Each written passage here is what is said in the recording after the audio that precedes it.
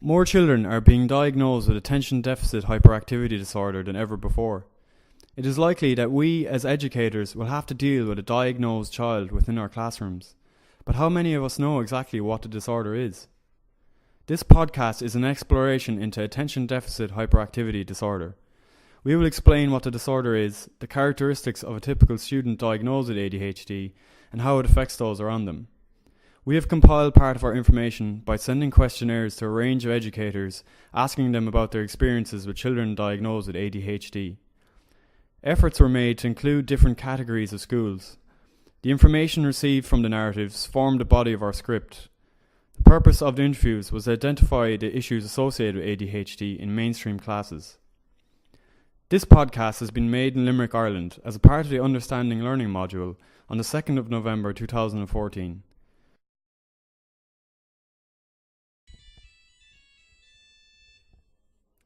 Hello. Hi Mary, I'm sorry I missed your call. I was at the doctor's. Oh, is everything okay? Johnny got diagnosed today with ADHD by the educational psychologist and psychiatrist. Gosh, what is ADHD? Well, attention deficit hyperdisorder, or ADHD, is a term used to describe children who exhibit overactive behaviour and impulsivity. They have difficulty paying attention.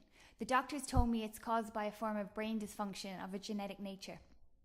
Children of all levels and abilities can have ADHD. And can it be treated by the doctors? ADHD can sometimes be controlled effectively by medicine. And how do you feel about it? It does explain a lot. Johnny gets so easily distracted. He doesn't stop talking and is constantly interrupting others. He's always restless and never sits still. I thought he would grow out of it. Well, Johnny is a lovely boy. I know he can be a handful sometimes, but there's no malice in him. How do you think it's going to affect him in secondary school?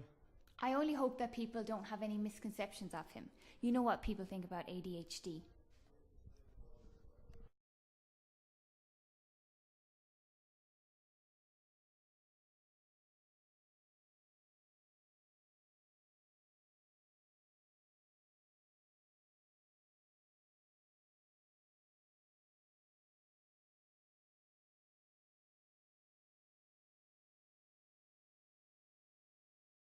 My Johnny is such a lovely boy. I'm relieved he can be included in mainstream education, but I wonder if he's being bullied. He's such an easy target. I hope the teacher understands that it's his symptoms acting out and he's not simply misbehaving. I think I'll light a candle for him. I just want him to fit in. I wish he wasn't getting picked on, but he has a real lack of social skills when communicating with the other students. He has outbursts of inappropriate comments, and it's creating huge difficulties within my classroom.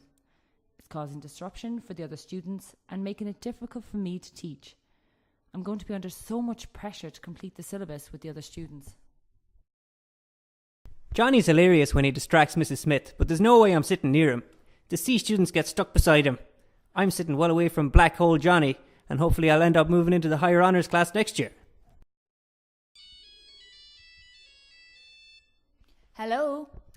Hello, Mrs. O'Mahony. I'm sorry to be calling, but I just wanted to ring to inform you that Johnny has detention again. I'm afraid he got into a fight with Shane, and he also failed his test last week. He's getting very hard to manage, and I'm not really sure how to proceed with him in class. I understand that Johnny's not easy to teach.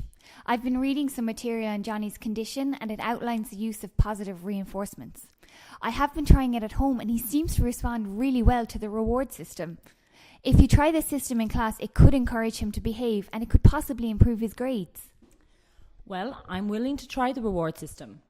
I've also researched classroom management strategies that may prove helpful in dealing with Johnny's disorder in the classroom. Classroom strategies to help a student with ADHD include task duration. To accommodate the ADHD student's short attention span, academic assignments should be brief and feedback given immediately. Directed instruction. Attention to task is improved when the student with ADHD is engaged in teacher-directed as opposed to independent seat work activities. Structure and organisation. Lessons should be carefully structured and important points clearly identified. For example, providing a class outline is helpful. Rule reminders and visual cues. The rules given to students with ADHD must be well defined. Relying on the student's memory of rules is not sufficient. Visual rule reminders or cues should be placed throughout the classroom. Physical movement. It is appropriate to allow the student with ADHD opportunities for controlled movement and to develop a repertoire of physical activities for the entire class, such as stretch breaks. Active versus passive involvement. While it may be problematic for these children to sit and listen for long lectures, teachers might find that students with ADHD can be successful participants in the same lecture when asked to help. Seating. Seat the ADHD child with the normal seating pattern, but close to the desk and near the front so that their backs is to the other students. Also, seating should be away from distracted stimuli such as doors or windows. Novelty. Presentation of a novel, interesting or highly motivating material will improve attention. Pacing of work.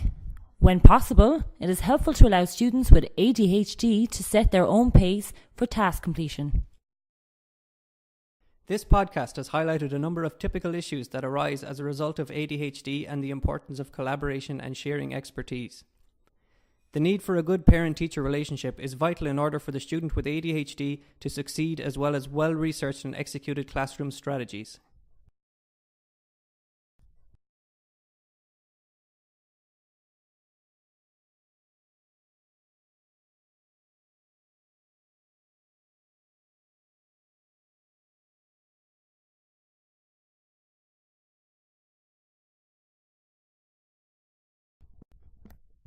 Thank you for listening.